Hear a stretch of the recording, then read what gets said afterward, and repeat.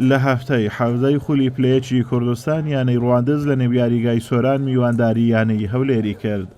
لە گێمی یەکەمی یاریەکە هەردوو لە ئاستێکی مامناوەندیان نیشاندا و لە خولەکی 32 علی سەرحان گۆڵی یەکەمی بۆ یانەی هەولێر تۆمار کرد. یاریزانانی یانەی ڕواندز هەوڵی یەکسانکردنەوەی ئەنجامەکەیان دەدا، بەڵام گێمی یەکەم بەو ئەنجامە کۆتایی هات.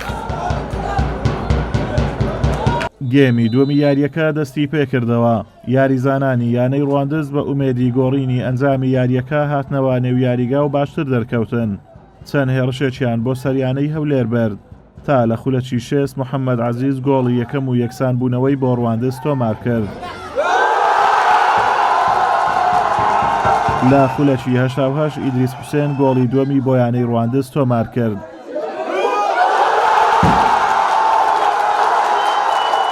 لە خولەکە زیادکراوەکانی یاریەکەش ناسر عومەر توانی گۆڵی دووەم و یەکسان بوونەوە بۆ هەولێر تۆمار بکات. یاریەکە بە ئەنجامی یەکسانبوونی 2 گۆڵ بۆ هەردوو لا کۆتایی هات. بەناوی خوای گەورە مێرەبان ڕاستی یاریەکە یاریەکی بەهێز بوو. دەتوانم بڵێم زەختی نەفسی لەسەر هەردوو تیپە بوو.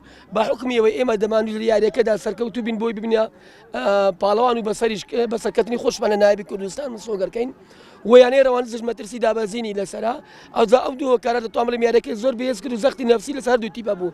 ئێمە لە سەرتا گێمەکەمیش لە پێش بوون و تاوەکو بەرەبەری ئاخر یەک بە هیچ بوو. لەو کاتەدا ئەمە دەتوانین فرسەتی گۆلی زۆرمان چوان زۆر بە ئاسانی مەجالی گۆلی دووەم و سێمان نەبوو تاوەکو ئەنجامەکەم سۆگەرکەین.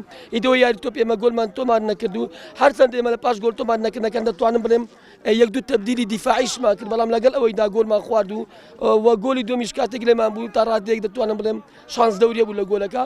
بەڵام سپاس بۆ خوا یاریزانەکانی ئێمە تا کۆتایی یاریەکە هەر بە ئومێدیەوەی من گۆلی بەرامبەر بینەوە توانیشمان گۆلەکە بینەوە.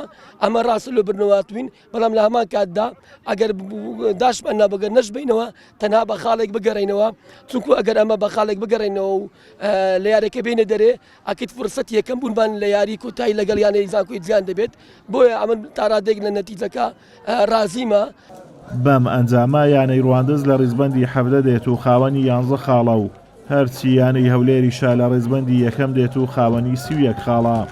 ئازاد ومەراوەی کەناڵی ئاسمانی پەیام سۆران.